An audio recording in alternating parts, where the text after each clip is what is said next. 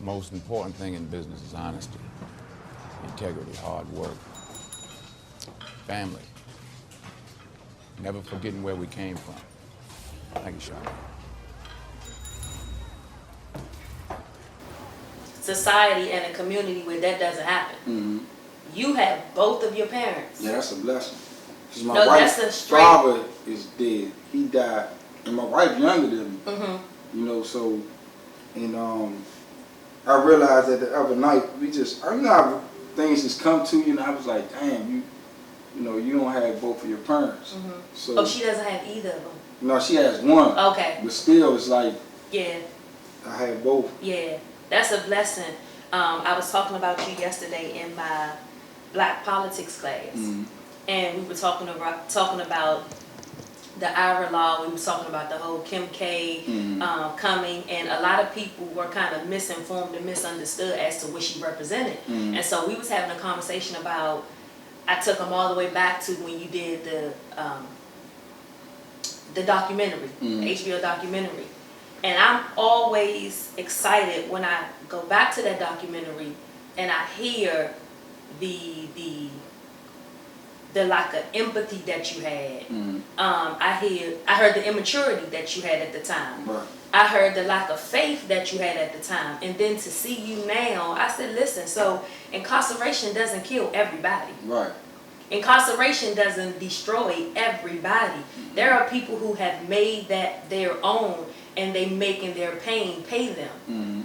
Because that's one of the things that I say, no, pain has to pay me. Right. You know, you go through a life of pain and heartache, you snap out of it. Because at some point in your journey, you snapped out of it and said, oh, wait a minute. It was like the aha moment. This ain't me. For me, it was just a matter of just being me.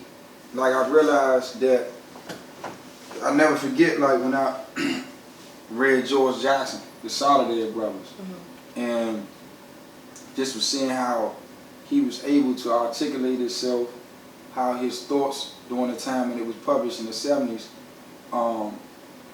were widely accepted globally. And reading his backstory, how he just came to prison at the age of 18, got an indeterminate life sentence like I did, and how I was amazed at his, not just his intellectual prowess, but that someone who was going through the similar what I went through can be valued. Like when you go global and you're still inside of a cell, that means that you can be in the same situation and be valued by the world outside of white America, right? Because his views and his genius was globally commercialized and accepted, impact.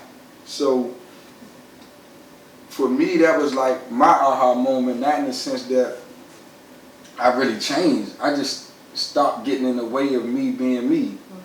You know, I got out your own way. Got out my own way, stopped incarcerating myself to impress my peers.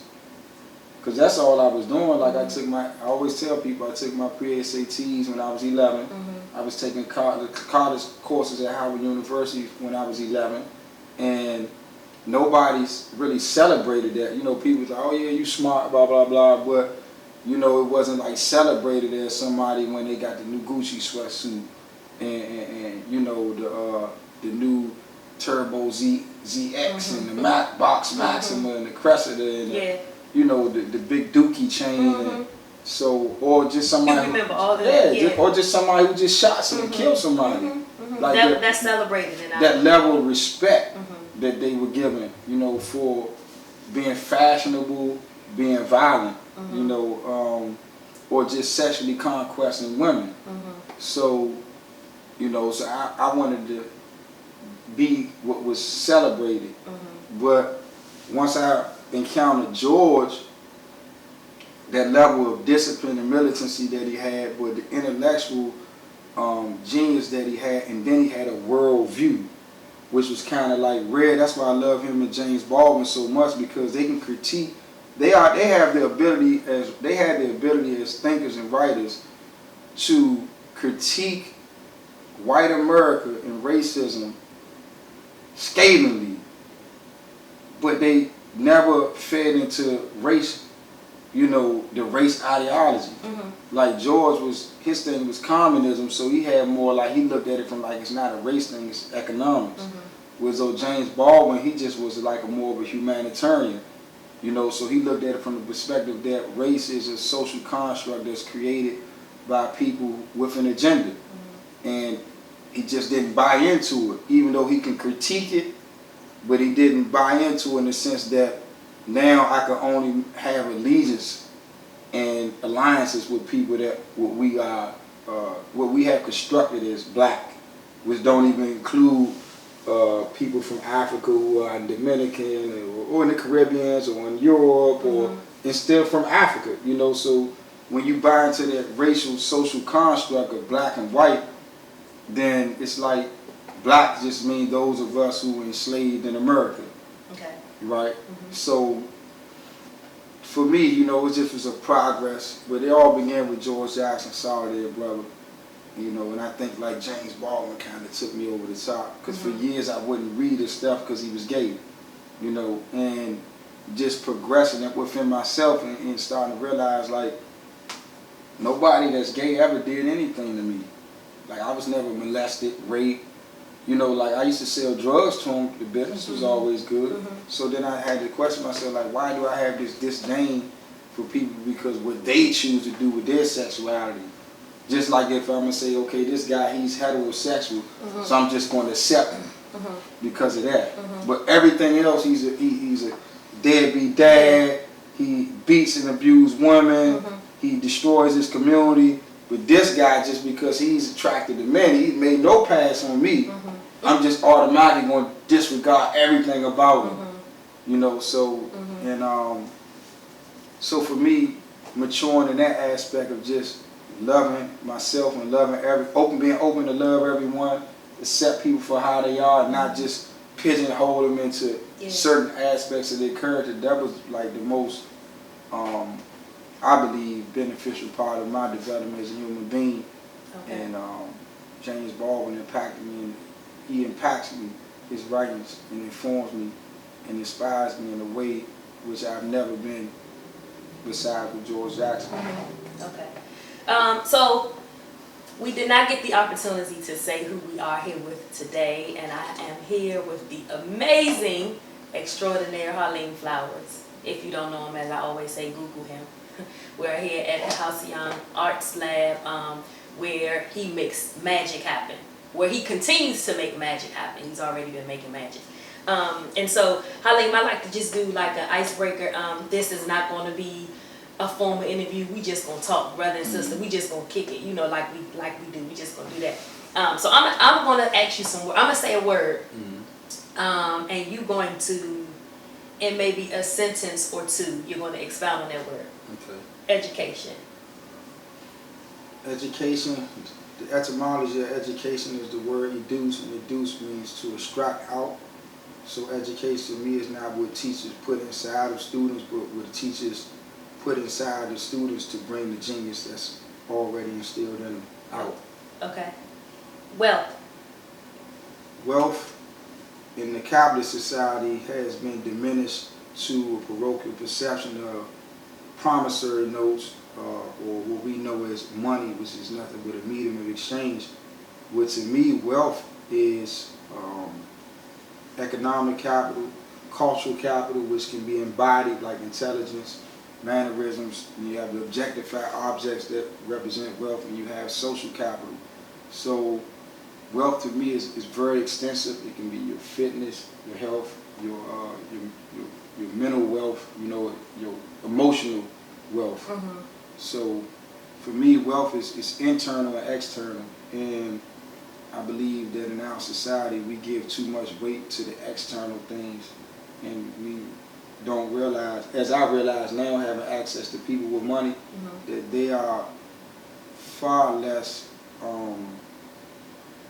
joyful and content with life and living than people who have less monetary access to money, physical Federal Reserve promissory notes. Okay. Parents. Parents are the next thing beneath God in respect to stewardship to children. And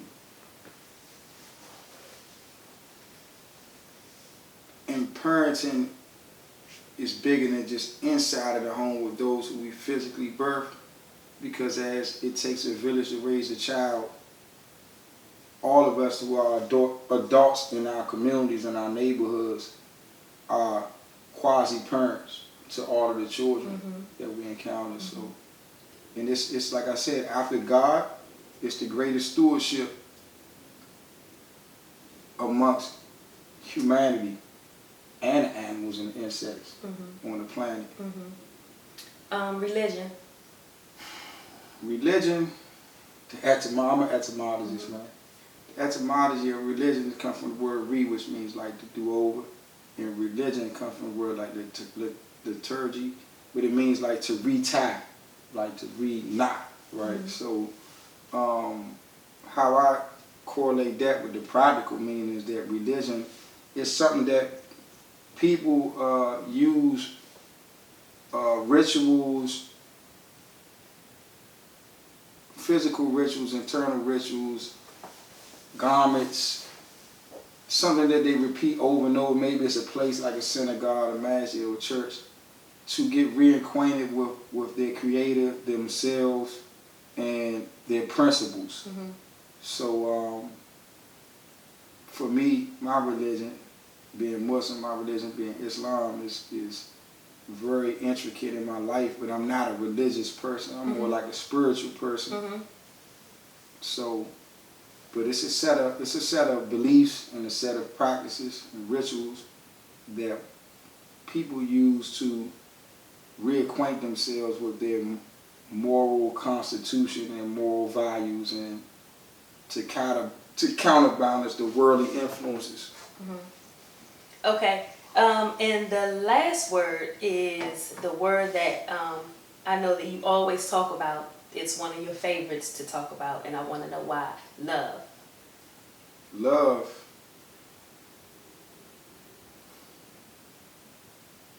Love is so difficult to explain in 1 or 2 sentences. However, love is, the example I can give is the sun, right? Because we can't see God in a sense with like our own eyes, and human beings are creatures of sight, you know. Even one like Moses, who spoke to God, just wanted to see him. So the sun to me is like the closest, outside of mothers, the closest representation that you have of love. It gives, it nurtures, and it gives. It pours into the entire planet, regardless of race, creed, class, sexuality, gender, and it just, through that light, it nurtures and sustains every entity on the planet. And that's what love is for us. It has to be internally, you know, disseminated like the sun. It has to be internally invested into ourselves, that light that nourishes us. And from there, then it can be shared or emanated without to those who we love, and then ultimately to those who hate us. One of the things that I appreciate about you is you have a way with words. But not only do you have a way with words, you know how to use them, and you have like a dictionary that you carry around with you internally. I remember I always talk about, you know, when I saw the documentary, but when I first met you face to face was when we were over at DC jail, and we had the mock interviews. And you were the first person to come to my table, and I looked and I said, it's amazing how God will transform you and God will change you from the inside out, because I know that you're the person that I saw then, but you look different. There's more life there. There's a brightness, there's a glow. But when I met you, it was at the mock job interview. You sat at my table and you came prepared. And you had your postcards with all your books that you had written on it. And there was like an instant connection. I felt like I had met you before, because the first thing I said to you was, I know you. And you said you probably saw me on Thug Life DCG. And I said yes, but I felt like I had seen you before and had sat with you and had supped with you before. And so we were talking, and did you get anything out of that? I know we were there for mock interviews. Did I teach you anything? Was there something that I said that stuck out to you in that moment? The thing that stuck out to me the most in that, not in that encounter at the table, was when you spoke afterwards. Okay. And you shared how, you know, you was conceived in Lorden, and how, you know, you were there to pour into people regardless of their background. And you know how you was a mother at a young age, and how you were just there to be. It's something you said, and I had just heard this about Die Empty. Yes. Somebody had just came in the Young Men Emerging Unit. The ladies at Industrial Bank. Okay. They had their graduation, and Miss Lisa said that, it was either Miss Lisa or Miss Jackie, and she was saying that you have to die empty. And when you said that, because you know you can hear something the first time, but when you I said, okay, this is what the universe wanted me to hear, is that you have to pour out so much love into the world, you know, that, like you say, it's like walking around with a dictionary. It's because I realized at some point in my journey that this wasn't for me, though it is for me in a sense to make a living off of it, in a sense to be able to sustain myself, to be able to sustain the work. But this deep connection that I have with words is to resonate with other people, to get them to love themselves and others more. You know, and that's why that stood out to me out of everything that you said, when you was like, you have to die empty. When you die, you don't want to die with anything that you gave, everything that you had to the world. And that's what I believe. I feel like there are some people who are walking the earth aimlessly. And that's no indictment to them, because they haven't had that aha moment, or that whether it was a mentor or whether it was a tutor or somebody to just say, you got to get up and do something. All of that you have in you, you need to use it. And so, but there's some people that's just walking around aimlessly, because guess what? They don't know what they're supposed to be doing. They hadn't tapped into it. Or nobody had identified. And I say all the time, you know, I mentor a lot of women. I mentor a lot of men. And they'll say, well, what am I supposed to be doing? And I said, pay attention to the things that people always say to you. Like, people always say to me, oh, you dress so well, you should dress other people. I did that. Oh, you speak so well, you should be a public speaker. I did that. Oh, you're so inspiring, you should inspire other people. Sometimes when you don't know, other people will identify what you should be doing. And so for you, when you were, how long were you incarcerated? 22 years. For 22 years. Did you wake up every day knowing from how old were you when you went in? 16. 16. Did you wake up every day, although you still kind of had that mindset of, you know, I'm going to just kind of be a hood rat, I'm going to just kind of be a thug, I'm going to do this, that, and the other. Still, did you wake up every day knowing, I'm supposed to be doing something else, without anybody telling you? Did you know it? Well, for me, initially coming in, the first aspect you go through is surviving. So you don't have the luxury to consider your purpose. You know, right now your purpose is surviving. You know, focusing on your case.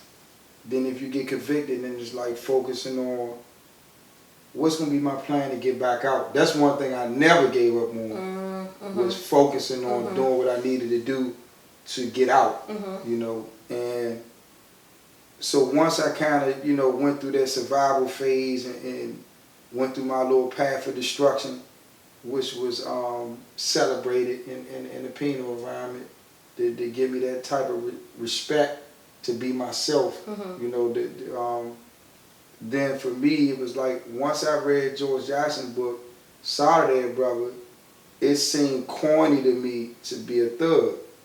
It's just like, it's like you it seemed cowardly to be like, okay, this guy, for whatever reason, we get into it and I'm gunning them down or whatever like that.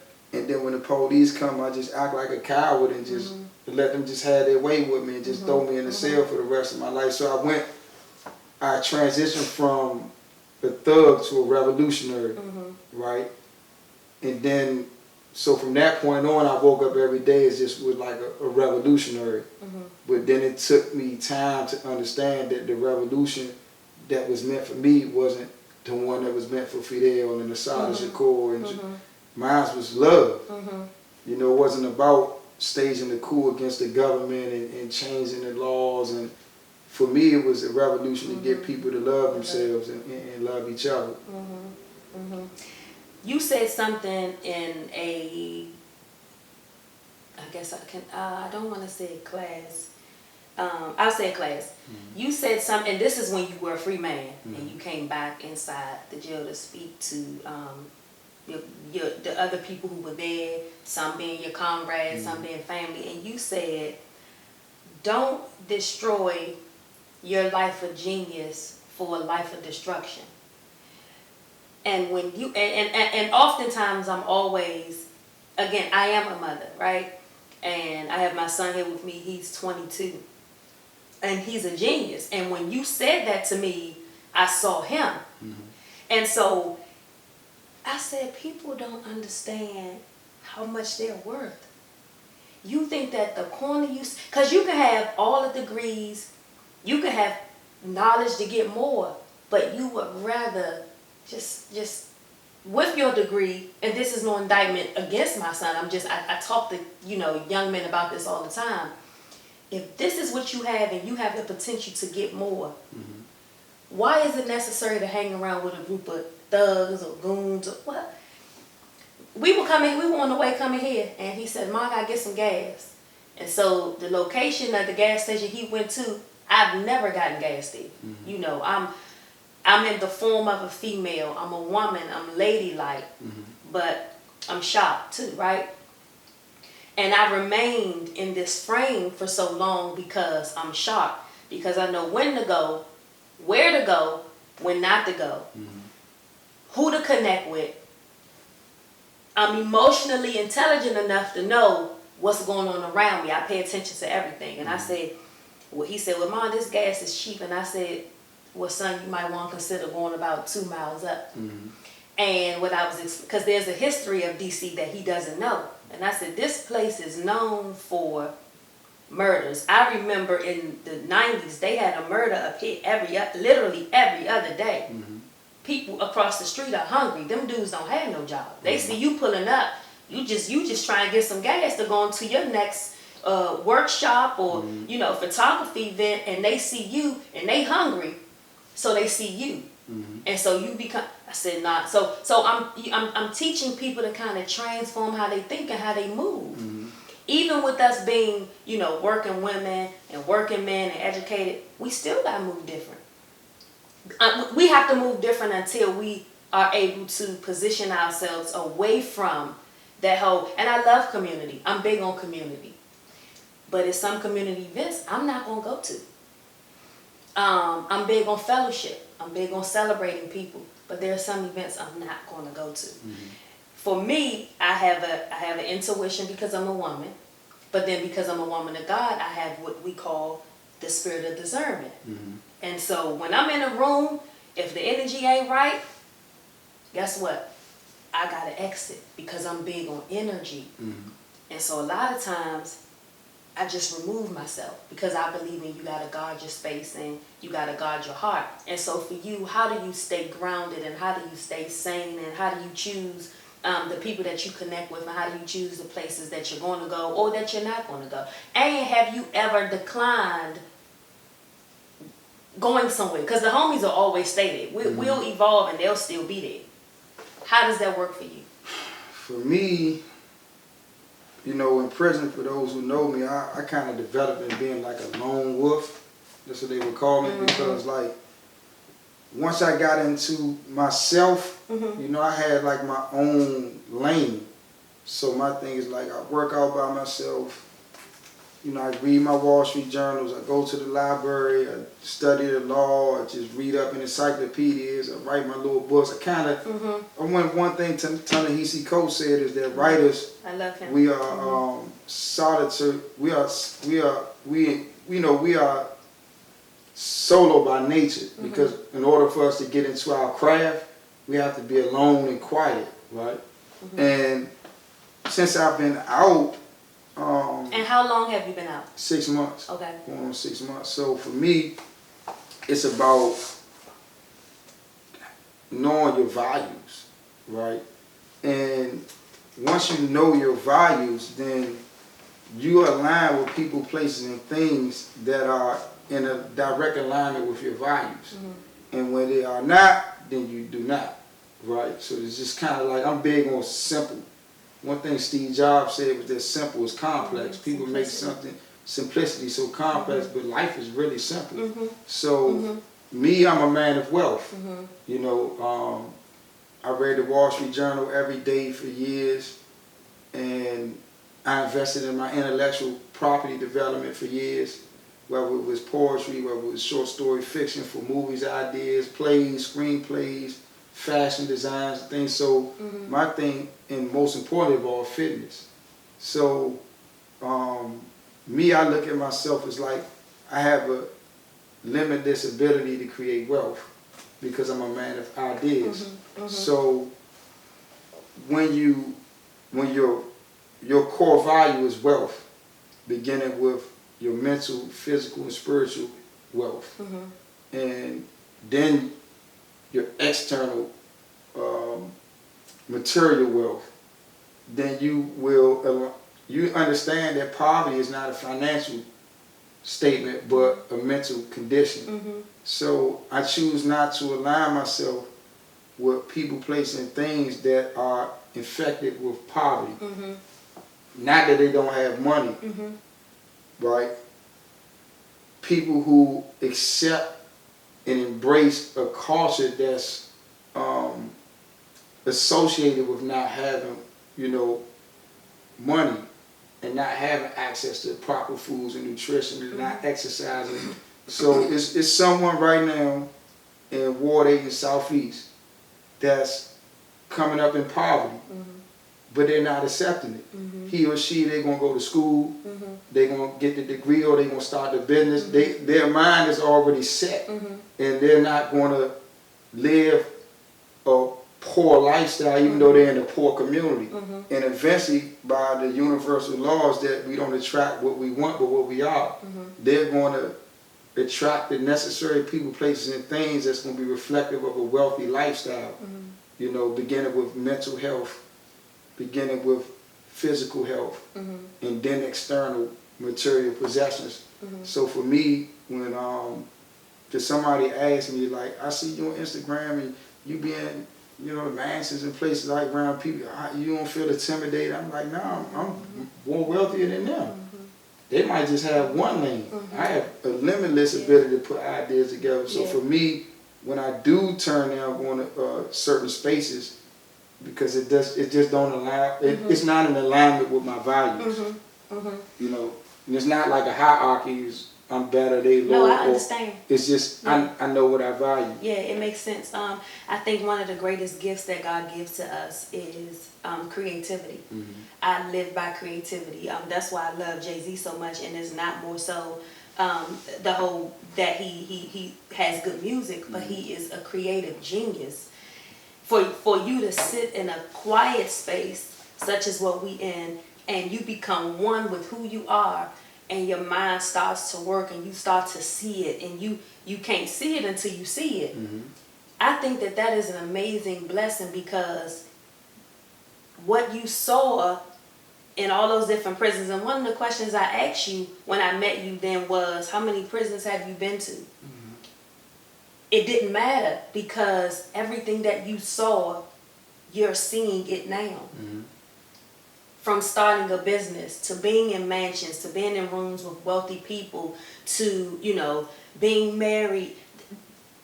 there are some people who have never been to prison, who have always had access to money, and still trying to figure out their lane or still trying to find a way.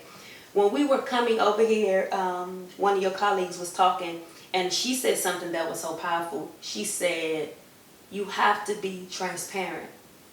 Violence and live a life and all that stuff. Yeah. You know, and so I let my kids grow and be. I never clay them. I never mold them. And I'm not doing that. Right. You know, Zuri, she want put on pink. Go ahead, pink. Put on pink, whatever. Because my mother let me be. Right. You know, and my mother was drug addicted, but she let me be. So I'm always appreciative of that. But merge looks good on you. Yeah, and I'm telling you, when I saw you in months ago at that event, you look totally different now than you did then. Same image, right? Same face, but it's like, you know, what this scripture I like. It's not even scripture. They the older people say, you know, when it's basically, I'm paraphrasing. When I met God, you know, He changed me inside out. My hands look different. My feet look different. Right. I'm still the same, and so you transforming. It's just like marriage does do that, but so many people are afraid to do it. Why? Because they think they're gonna lose something. No, you lose them when you sleep around. Yeah. That's when you, because I think it's clownish for me, Right. for men and women. I think it's clownish to do that. Like when you're young, you do that, but when when a man becomes a man, he put away childish games. And you came out, and let me tell you, another one of my favorite scriptures in the Bible is when it talks about a man finding a wife and that he obtains favor with God. So what happened for you you've been home 6 months, what happened for you the first 5 months can't compare to what's about to happen, because now you got a helpmate. You know what I'm saying? Now you got somebody you can roll over and run them ideas past. You know, you up, the light on, she ain't looking at like, what you doing? She know you're creative. She know you writing. If you ain't in the bed, she ain't got to worry about is you out the. Nah, he in a safe place. So he got up and came over to the spot. It's 4 in the morning. This he making things happen. So you did an excellent job, you know, by getting married and stepping out. And there are a lot of people that are afraid of marriage, but you did that. So I appreciate you. Thing. Yeah. So Quinn, did you get it all? You sure? All right. So what else you got to do today? I'm about to go walk to Georgetown and go to the masjid. Okay. Oh, yes, Friday. Oh, yes, 12 o'clock. What time? 1. Oh, that's a good time then. Okay, yeah, you do that. All that, Mark Howard in there. Okay. About an hour. So what's up with Mama Lou? What's going on with his stuff? Well, they had an article came out on the day in the Washington Post. Oh, really? Yeah, Okay. Keith Alexander did it, and he's supposed to go back to court October the 2nd. They waiting to contact the victim from another case he had, the assault case. Okay. So they can be present and say whatever they want to say. That is resentencing, and so we just wait. You know, judge won't release him. We just want to give the victims an opportunity to be present. Okay. So just wait. I think his date is October 2nd. Okay. So of course he's a little antsy right now. Yeah, he is. Yeah. Being in there, knowing that you got it in black and white. Yes. Now that you gonna get out. But mine would have went according to schedule. I went to court March 15th. I wasn't gonna get resentenced until April. She let me out March 21st so I can go testify before the city council on March 26th. Okay. So that's how it happened early. Okay. You know, so we in a good space. I talked to him last night, and you know, it's just I'm interested to see how this transition will go. Me too. Because you know, Kareem and I are a little bit more. You know, we're a little bit that's our brother, but Mama Lou is different. He's a unique human being. So, he is. And the thing is, though, that when you were saying that, the word came to me was you and Kareem are polished. Not to say he's not. Right. You all got filter. He don't. Yes. But that's what makes him. That's what makes him him. That's what makes him him. He's very charismatic. That's what makes him him. Very loyal. Yes. But very socially awkward. Yes. And don't like to listen to, like, we just was beefing with me. Yeah. And they ain't beefing with Kareem, so that's what we go through. Yeah. So, you know, I'm just very interested in just seeing him transition and go through, you know, a lot of things. Like I tell him, I was like, man, it's just some stuff you're gonna have to go through. Yeah. The words and sitting in the cell trying to think about it. Nothing like the sperm, but I say I can tell you this much. I believe the greatest thing you could do is get you a woman, a great woman that loves you. But I told him, I said, don't you? I was telling him all the time, don't come out here and do that goofy.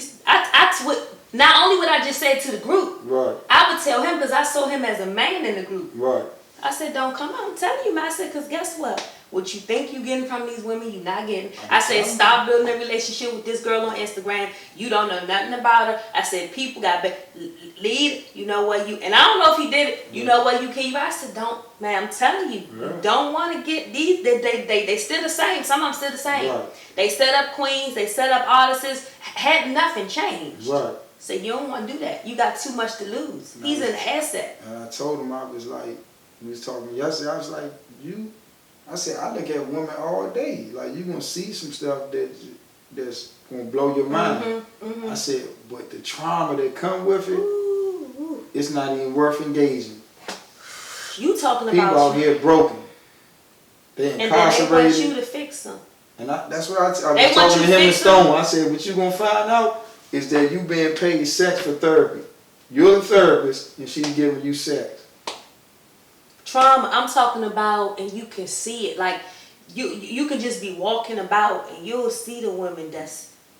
And me, I done been Adams, Morgan, DuPont Circle, Georgetown. I'm not just in the... No. And I deal with these women.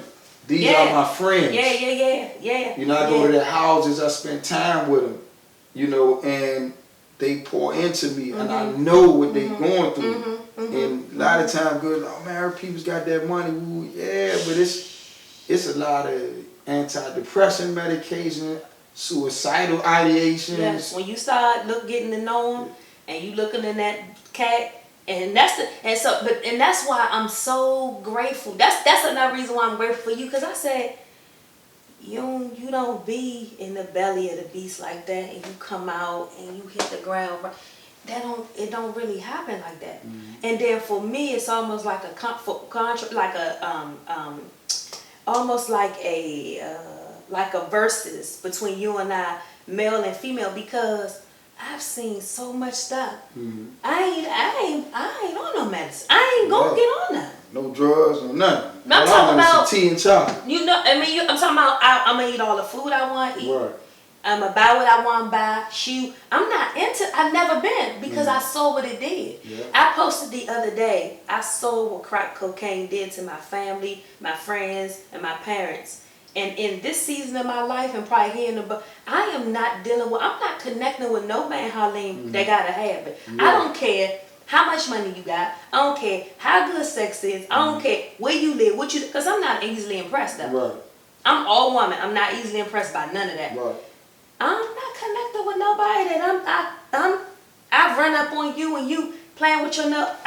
It ain't that much. I can't do that. Yeah. That's a hard habit to break. My wife, she was dealing with a guy before some years back, and he like got money, club owner, and played jazz, whatever.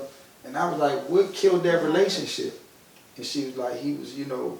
She said, through him, I learned I can never connect with anybody that's addicted to any type of substance. He was addicted to alcohol, and she was like, you're unique as an artist, because most artists are addicted to drugs and alcohol. And for you to be sober, you know, and I tell Mama Lou that all that, I said, man, your key to success is your sobriety. Yeah. You think that you can get back out here and you gonna start casually drinking like they drink, because when you get to going to these events, it's free food and wine. Yeah. And Patron and all, you know, like, so. And you want to fit in, even as a grown man, you still feel like you want to fit in. Yeah. Like, you know, one time he was talking, he was like, yeah, when I first get out, I'm going to have me a glass of wine. I was like, why would you do that? He's like, nah, you know, man, it's, you know, with the food, it's acceptable. I was like, you can't fit into what's acceptable. Because now you're gonna lose your uniqueness. Yeah. Your value. Yeah.